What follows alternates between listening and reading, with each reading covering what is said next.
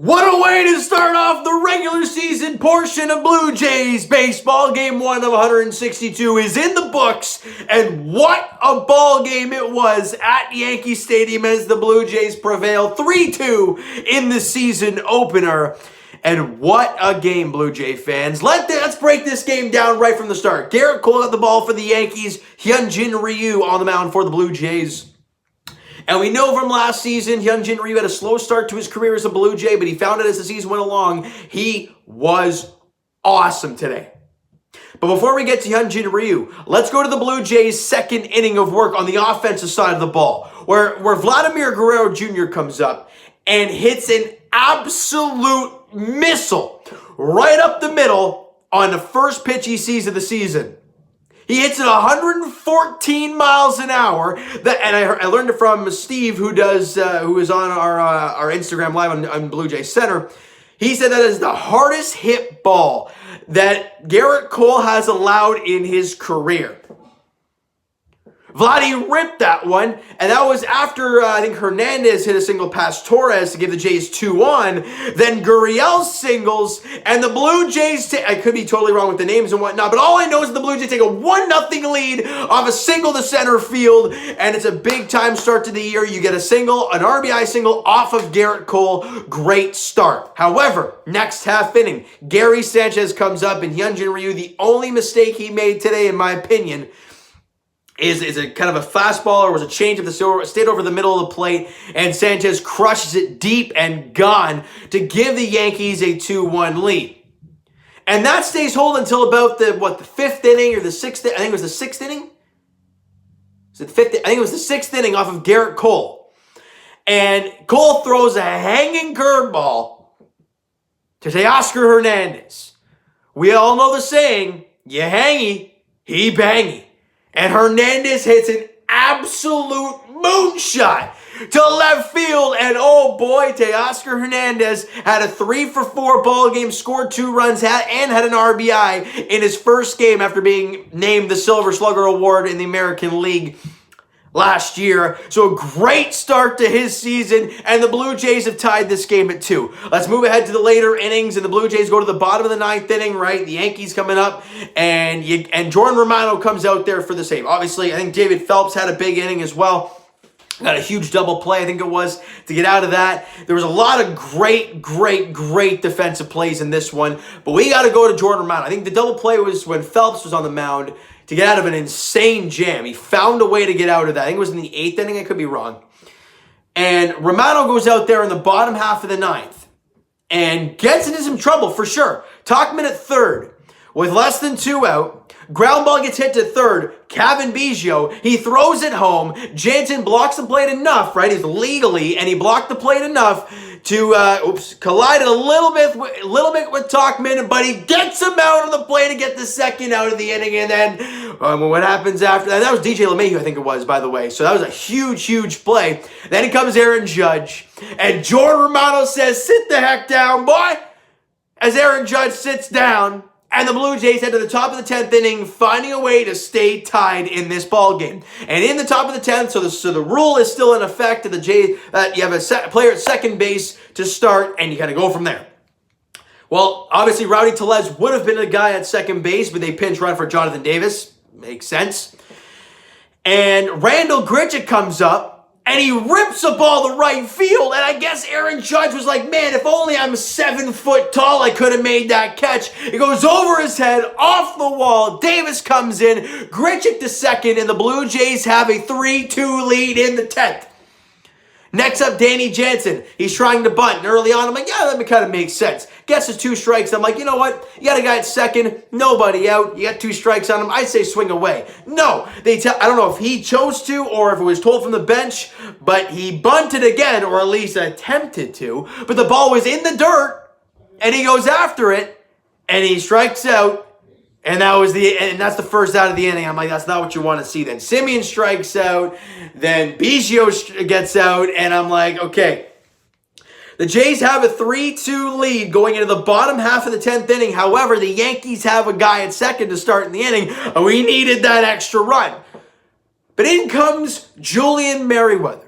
If any Jays fans, new Jays fans that don't know who Julian Merriweather is and don't know how the Jays acquired Julian Merriweather, he was acquired in 2018, 17, something like that, by the Cleveland Indians for Josh Donaldson. It was the one-for-one swap. Merriweather's coming off of Tommy John surgery. The Jays didn't really, at least at the time, didn't think they were getting much back. But Julian Merriweather goes out there in the bottom half of the 10th inning. His stuff is electric. The guy was touching 99, and his changeup was hitting 79. Let me give you a perspective.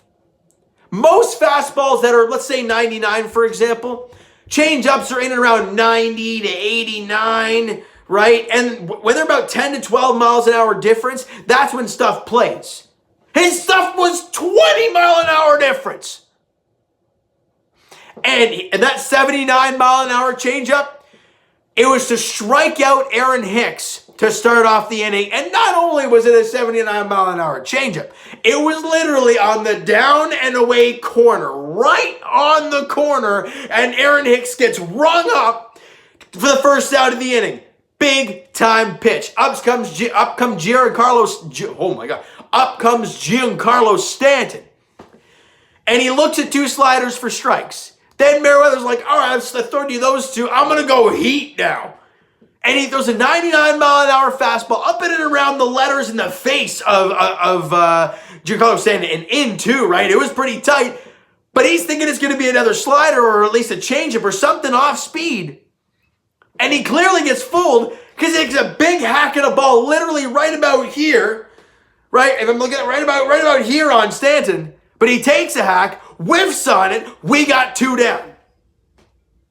Right? Big time job for Julian Merriweather coming out of the bullpen and doing that. But you got one more, Gleyber Torres. How is he going to attack Torres? He throws some fastballs early on. He notices that Gleyber Torres is really far behind. He's really far behind on the pitches from Julian Merriweather. So what does Merriweather keep doing? He's like, you can't put this ball fair. So I'm just gonna keep firing them at you. And he strikes him out on a 99 mile an hour fastball right down the middle. But it doesn't matter. He couldn't catch up to it as Merriweather strikes out the side to end the game in the ninth, leaving, I forget who it was, Aaron Judge at second base, and he did not move because not a ball was put in play. Can we all take in for a second that Julian Merriweather, when he's out there on the mound, like think about this for a second, guys. His his career consists of his last time with the Blue Jays. Last season, in the very limited time he had with the Blue Jays. That's all the big league experience he had. Move ahead to today. 10th inning. Right? You're in extras. You got a guy at second in the new rule. You're at Yankee Stadium. There are some fans in the stands. It's opening day. All the eyes are on him. And if you watch him, did he look nervous at all? Calm, cool, collected, and throwing absolute studly pitches. Unbelievable. Merriweather's stuff is filthy. And the Blue Jays pull off the 3-2 win in New York to steal away game one of the 3-game set, the off day tomorrow before they get back in action on Saturday afternoon. But let's break down some numbers from today's ball game, all right, before we preview the next one. Vladdy, 1 for 2 in the game, but had 2 walks. What a game for Vladdy. He was incredible on the defensive side of the ball, making some nice picks at first base, nice stretches. Yank him off the base by a hair on that one play, but you can't blame him for that. You just can't. And his at-bats were insane. You get a line, like I said earlier, you have the hardest hit line drive off of Garrett Cole in the history of Garrett Cole, and you walk twice, and 2 really good walks off of Garrett Cole. He didn't get out by Garrett Cole at all in the game. It took Darren O'Day's funky delivery to get him out. What a debut for Vladdy with the new form, Vladimir Guerrero Jr. Teoscar Hernandez, as I mentioned, 3 for 4, 2 runs scored, an RBI. He was great. And Randall Grichuk, who no one's really talking about because of the addition of Springer. You have Teoscar Hernandez who won a Silver Slugger, and Gurriel just because he's Lourdes Gurriel Jr. No one's talking about Grichuk. Everyone's talking about trading Grichuk. Trade, right? That's all we've been hearing all offseason. When are they going to trade Grichuk? How are they going to trade Grichuk? Where are they going to trade Grichuk? And in the first game of the year, he goes 2 for 4 with a game-winning RBI. So you got to give the guy credit for going out there and doing his thing. Hyunjin Ryu, 5 1/3 innings pitched, 4 hits, 2 runs. It was a 2-run shot by Gary Sanchez. Other than that, he was spectacular. 5 strikeouts and walked 1 guy. He was awesome. Tyler Chatwood went out there, 2/3 of an inning, 1 walk and got a strikeout, but he was really, I think he had a big inning-ending double play, so he did a great job. David Phelps, as I mentioned, found a way to get out of his 1 inning of work. He went an inning, 2 hits, 1 walk, but found a way to get out of a scoreless inning. That's all I care about. And Rafael Dolis, as much as that guy is going to make us sweat every time he's out there, he got the job done. 1 inning, couple strikeouts, and a walk for Dolis. And Romano scared the living snot out of us, but he found a way to get out of the inning, as everybody did. 1 inning, 2 strikeouts, and walked 2 guys. But I'm not worried about Romano at all. And Julian Merriweather, as I mentioned, 1 inning, no hits, no walks, and struck out the side in the 9th. Almost had an immaculate inning. Well, what's that mean, James? Well, it's when you go an inning and strike out 3 guys on 9 pitches. He almost did that. If Torres didn't foul off one of the pitches at the end, he would have got it. It would have been insane. No matter what, though, great thing. You want to hear a crazy stat from this ball game today? The Yankees 1 through 4 in their lineup, okay? DJ LeMahieu, Aaron Judge, Aaron Hicks, Giancarlo Stanton. Big names. They would have combined 1 for 18 in this game with 8 strikeouts.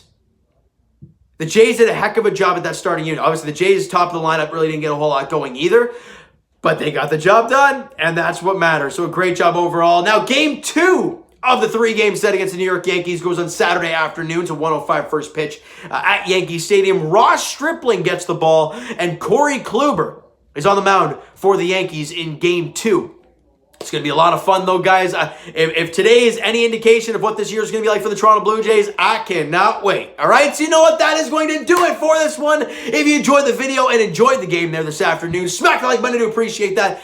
Hit the subscribe button if you guys have not already. Comment down below your thoughts on the video, your thoughts on the game. Would you like, would you not like from today's ball game? Twitter's down below for myself. Follow up, send me a DM to that great stuff. Also, the Instagram page is down below. By the way, Blue Jays Center live post-game videos will be uploaded now on YouTube very shortly, but today's one was done on Instagram Live, so go check that out on the Blue Jays Center Instagram page.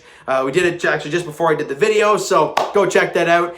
And Twitter, like I said, Instagram, all that great stuff. And I will talk to you guys Leafs edition. It'll be tomorrow, I think it is, as they take on the Jets. I'm pretty sure it's 7:30 or 8 o'clock puck drop. I think it's an 8 o'clock puck drop there in Winnipeg. The Leafs looking for back-to-back victories against the Jets and look to continue their point streak they've been on lately, looking for points in 6 straight games. They've been playing really well lately. And as for the Raptors, they play Golden State tomorrow.